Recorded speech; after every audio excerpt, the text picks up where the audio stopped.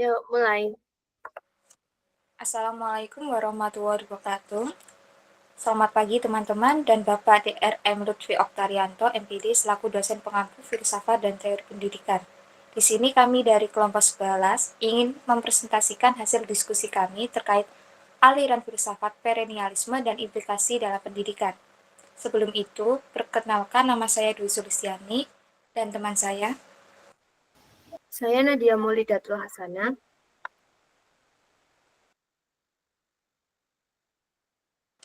Selanjutnya,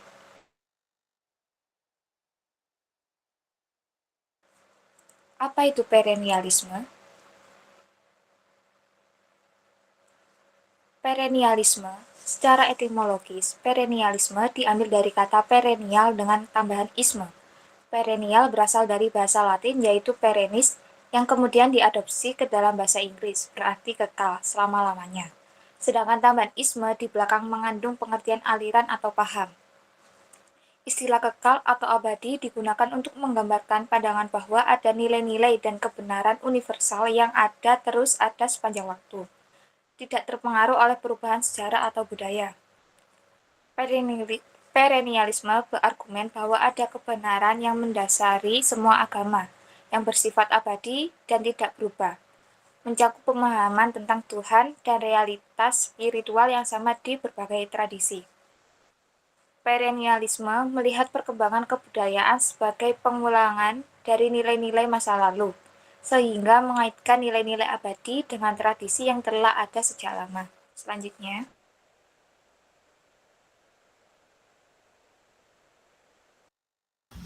Selanjutnya yaitu tokoh-tokoh aliran perennialisme. Yang pertama yaitu ada Plato. Plato dilahirkan di Athena pada tahun 427 sebelum Masehi. Plato adalah tokoh filsuf idealis yang memandang dunia ide sebagai dunia kenyataan. Inti pemikirannya terkait ilmu pengetahuan dan nilai-nilai manifestasi dari hukum universal yang abadi dan sempurna yaitu ide. Yang kedua ada Aristoteles. Aristoteles dilahirkan di Stagira, kota kecil di semenanjung Kalkidike di Trasia Balka pada tahun 384 sebelum Masehi. Aristoteles mengembangkan ide-ide Plato dengan lebih mendekatkan pada dunia kenyataan. Pandangan Aristoteles lebih realistis karena cara belajar yang menekankan pada metode pengamatan. Yang ketiga ada Thomas Aquinas. Thomas Aquinas lahir di Rocca Siska dengan Naples, Italia, seperti Plato dan Aristoteles. Tujuan pendidikan menurut Thomas Aquinas adalah suatu usaha mewujudkan kapasitas yang ada di dalam diri individu agar menjadi lebih aktif dan nyata. Selanjutnya yaitu tokoh-tokoh modern dari aliran perennialisme. Yang pertama ada Robert Maynard Hutchins. Robert Maynard Hutchins adalah tokoh modern yang sangat berkontribusi pada gerakan perennialisme. Dia seringkali digambarkan sebagai pembela klasik. Hutchins percaya bahwa pendidikan harus fokus pada pelajaran klasik literatur ya Yunani, Roma, sastra Inggris, matematika, logika, dan bahasa Latin sebagai landasan untuk pendidikan yang berkualitas tinggi.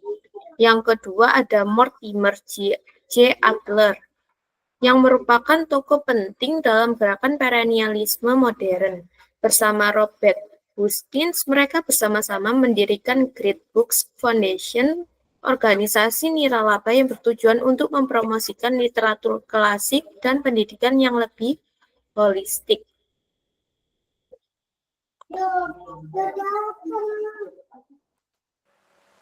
selanjutnya yaitu teori pendidikan perennialisme.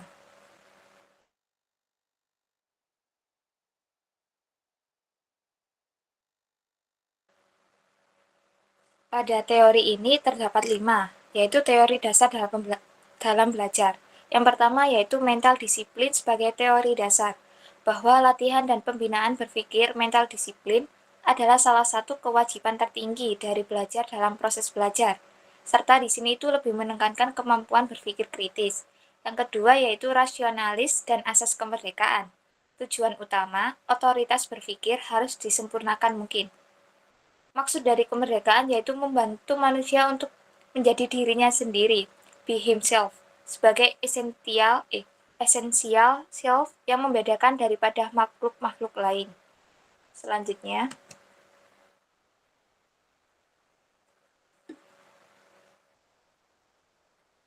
yaitu learning to reason, belajar untuk berpikir. Tetap percaya dengan asas pembentukan kebiasaan dalam permulaan pendidikan anak. Yang keempat, belajar sebagai persiapan hidup. 2 langkah pada jalan yang sama, yakni menuju kehidupan surgawi. Dan yang terakhir yaitu learning through teaching, belajar melalui pengajaran. Adanya perbedaan learning by instruction adalah dasar dan menuju learning by discovery sebagai self-education. Selanjutnya,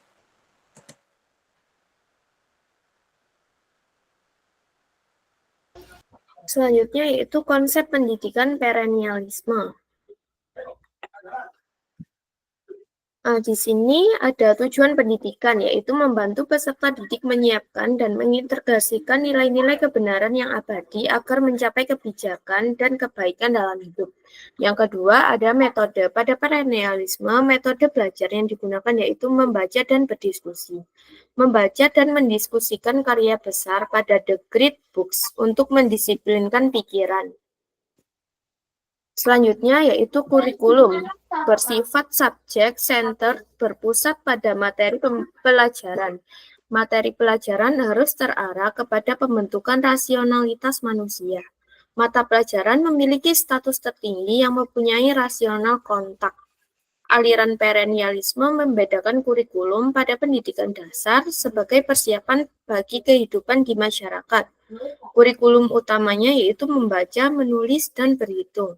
Pada pendidikan menengah menekankan adanya kurikulum tertentu yang digunakan sebagai latihan berpikir seperti bahasa, logika, dan retorika.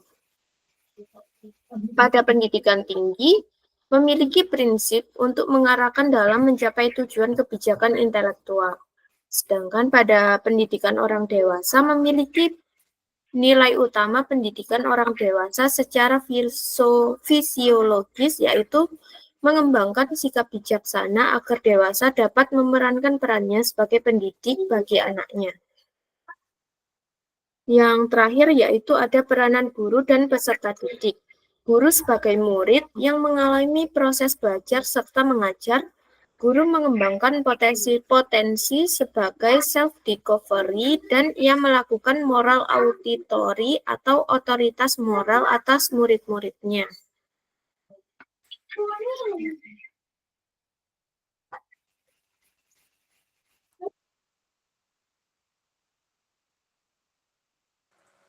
selanjutnya yaitu relevansi aliran perennialisme pendidikan.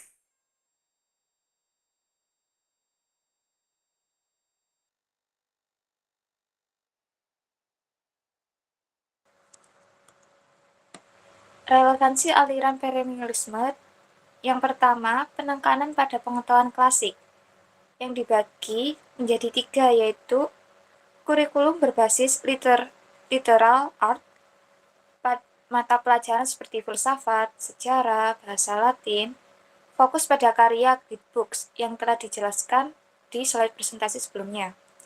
Mendalami teks-teks klasik untuk memahami nilai-nilai universal. Metode pembelajarannya itu menggunakan diskusi skolatik, menekankan dialog kritis dan penalaran logis. Contoh konkret pada sekolah yaitu mata pelajaran bahasa dan sastra, mempelajari puisi dan prosa karya sastrawan besar, pengenalan retorika klasik dalam pembelajaran menulis. Selanjutnya,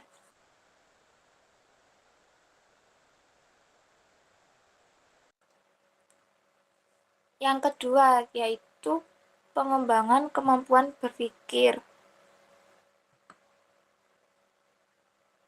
Metode pembelajaran berbasis penalaran atau biasanya kita sebut dengan PBL, serta di sini itu menerapkan metode skolatik, questioning di kelas, diskusi kelompok dengan analisis mendalam, Contoh konkret di sekolah dasar yaitu pada mata pelajaran matematika, di mana itu peserta didik memecahkan sebuah masalah yang kompleks, serta penalaran logis matematis dan analisis pola dan hubungan.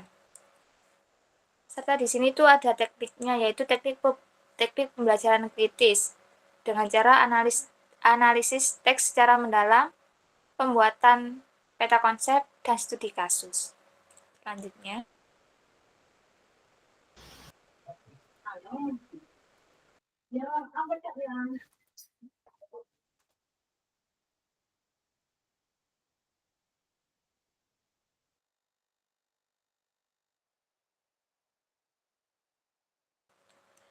Selanjutnya, yaitu disiplin akademik. Yang pertama itu struktur pembelajaran yang terorganisir. Jadwal akademik, di mana penjadwalannya itu terstruktur, alokasi waktu yang jelas setiap mapel, rutinitas belajar yang konsisten, serta penerapan deadline pada setiap tugasnya. Aturan kelas, di mana ketepatan waktu, kesiapan belajar peserta didik, serta etika peserta didik di dalam kelas. Yang terakhir itu manfaat penerapan disiplin akademik bagi siswa, pembentukan karakter, kebiasaan belajar efektif, prestasi akademik, kesiapan masa depan. Bagi institusi atau sekolah, kualitas pembelajaran, reputasi akademik, efektivitas program, pencapaian tujuan. Dan bagi pendidik, efektivitas pengajar, manajemen kelas, pencapaian target, dan pengembangan profesional. Selanjutnya,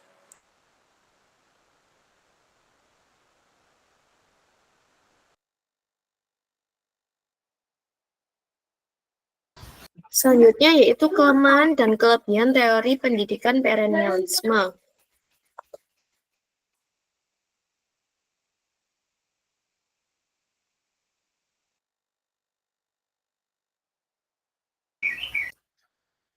Untuk kelemahan dari teori ini, yang pertama, pengetahuan dianggap lebih penting dan kurang memperhatikan kegiatan sehari-hari.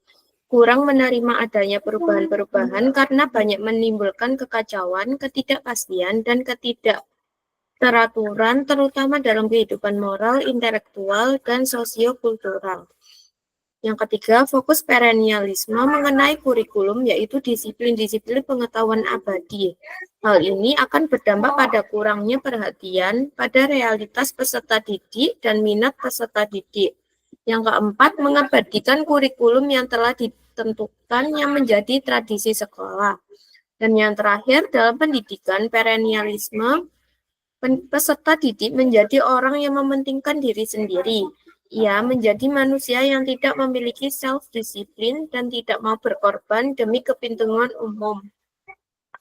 Yang selanjutnya yaitu kelebihan dari teori perennialisme. Yang pertama yaitu perennialisme mengangkat kembali nilai-nilai atau prinsip-prinsip umum menjadi pandangan hidup yang kokoh pada zaman kuno dan abad pertengahan. Yang kedua, kurikulum menekankan pada perkembangan intelektual peserta didik pada seni dan sains. Yang ketiga, tetap percaya terhadap asas pembentukan kebiasaan dalam permulaan pendidikan anak. Yang keempat, memandang sebagai jalan kembali atau proses mengembalikan keadaan manusia sekarang seperti dalam kebudayaan ideal. Yang kelima, peserta didik diberikan kebebasan untuk mengembangkan bakat dan kemampuan dan untuk mengemukakan pendapatnya. Yang keenam, peserta didik belajar untuk mencari tahu sendiri jawaban dari masalah atau pertanyaan yang timbul di awal pembelajaran. Dan yang terakhir yaitu membentuk output yang dihasilkan dari pendidikan di sekolah memiliki keahlian dan kecakapan yang langsung dapat diterapkan dalam kehidupan masyarakat.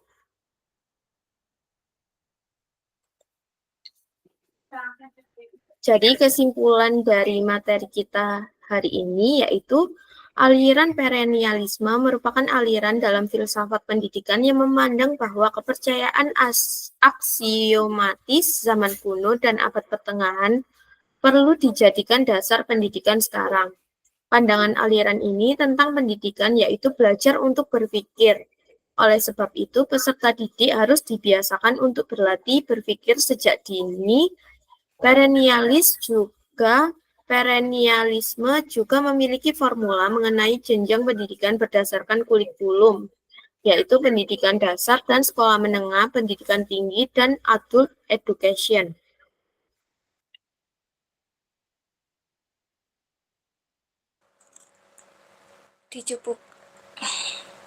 Dicukupkan presentasi dari kelompok 11. Mohon maaf apabila terdapat kesalahan dalam pengucapan selama presentasi. Dari kami, wassalamualaikum warahmatullahi wabarakatuh.